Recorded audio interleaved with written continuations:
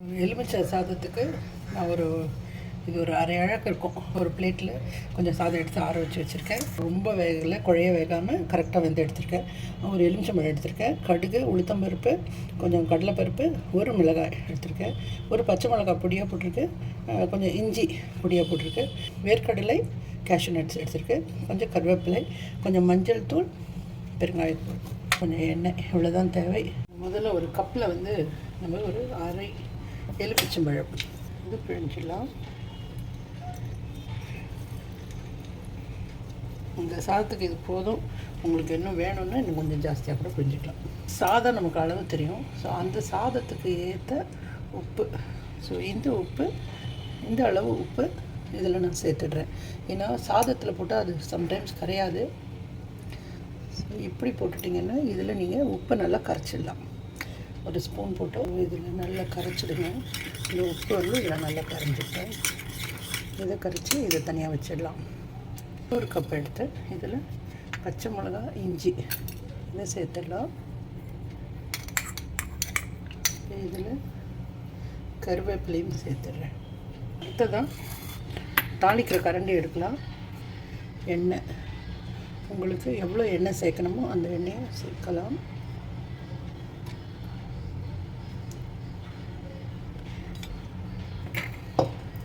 இது நம்ம தாளிக்கிறதுக்கு எடுத்துருக்கோம். அதே மாதிரி இந்த சாதத்துலேயும் கொஞ்சம் எண்ணெயை போட்டுட்டிங்கன்னா, எப்பவும் சொல்கிறது தான், இது உதிரியாக இருக்கிறதுக்கு உதவியாக இருக்கும். இந்த அடுப்பு பற்ற வச்சுட்டு அதில் எண்ணெய் போடலாம். ஸோ இந்த எண்ணெய் சூடான உடனே முதல்ல நம்ம எடுத்து வச்சுருக்கிற வேர்க்கடலையும் முந்திரி பருப்பும் தனித்தனியாக அல்லது ஒன்றா எப்படி வேணால் நீங்கள் பண்ணலாம். இதை வறுத்துடுங்க.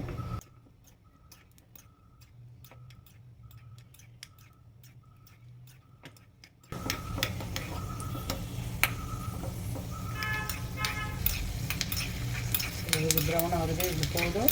நல்லா வெடிக்க ஆரம்பிச்சிருச்சு, இது போதும். ஸோ பாருங்கள், இந்த லெவலில் இதை நான் ஒரு கிண்ணத்தில் மாற்றிடுறேன்.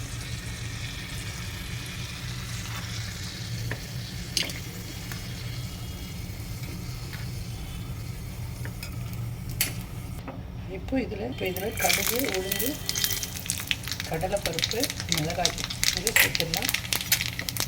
இது நல்லா வெடிக்க விடலாம்.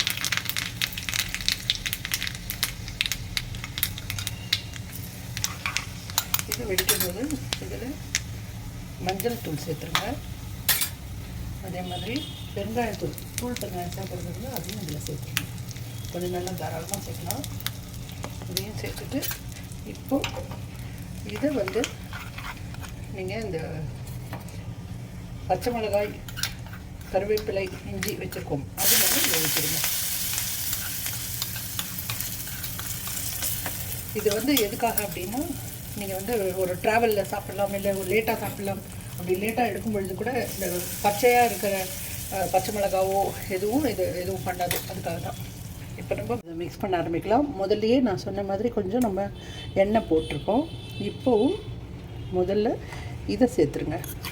நம்ம தாளித்து வச்சது சேர்த்துடலாம். முதல்ல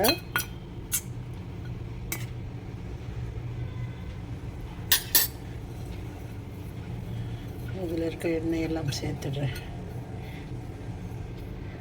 சேர்த்துட்டு ஃபஸ்ட்டு இதை கலந்துருங்க.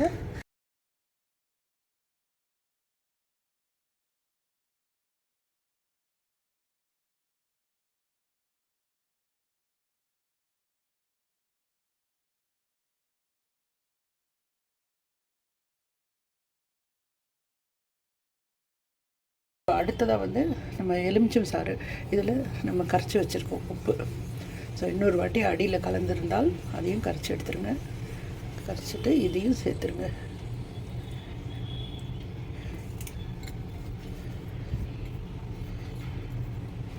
சேர்த்து இதையும் ஃபுல்லாக எல்லா இடத்துலையும் ஈவனாக மிக்ஸ் ஆகிற மாதிரி கலந்துக்குங்க.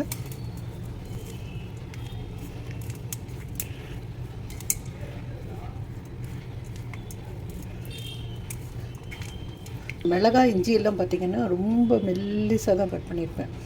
ஸோ இது மாதிரி இருக்கும்பொழுது குழந்தைங்களுக்கு வாயில் கடித்தாலும் ஒன்றாகாது. நம்மளே கூட பெரிய மிளகாவாக இருந்தால் எடுத்து வச்சுருவோம், சாப்பிட மாட்டோம். ஸோ இப்படி சாப்பிடுவோம். மிளகாவில் இருக்கிற நிறைய மருத்துவ குணங்கள் நமக்கு கிடைக்காம போயிடும். அதனால் இப்படி கட் பண்ணி போடும்போது சாப்பிடுவோன்றதுக்காக அது மாதிரி போடுறேன்.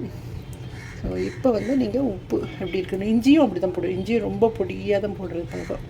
அதுவும் அப்போ தான் சாப்பிடுவோன்றதுனால பாருங்கள், இஞ்சியும் பாருங்கள் எவ்வளோ சின்ன துண்டாக போட்டு.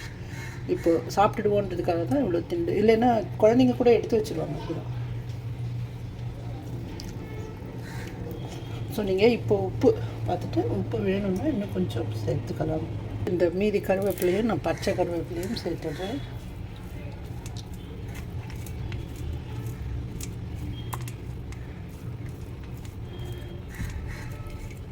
ஸோ நீங்கள் கலந்து பார்த்துட்டு, இப்போ இந்த டேஸ்ட்டை பார்த்துட்டு, எங்கள் அம்மா சொல்லி கொடுத்த பழக்கம் இது வந்து கொஞ்சம் நேரம் அந்த நீங்கள் அப்படியே ஸ்டாண்ட் பண்ண விடணும்.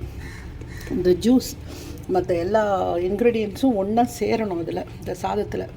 அவ்வளோ நேரம் நீங்கள் விட்டுட்டு அதுக்கப்புறமா எடுத்து திருப்பி ஒரு வாட்டி கலந்துட்டு சர்வ் பண்ணிங்கன்னா கரெக்டாக இருக்கும். ஸோ இப்போ வந்து நான் இதையும் கலந்துடுறேன், கேஷ்யூ அண்ட்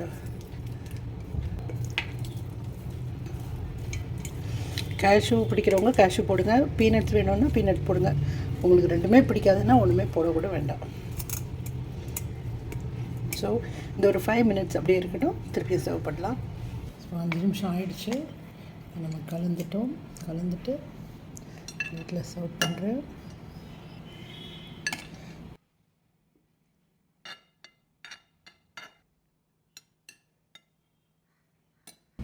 எலுமிச்சை சாதம், இது கூட நான் இதில் கொஞ்சம் மாங்காய் ஊறுகாய் வைக்கிறேன். பொரியல்லாம் பெருசாக இல்லைன்னா கூட உங்களுக்கு இது போதும்.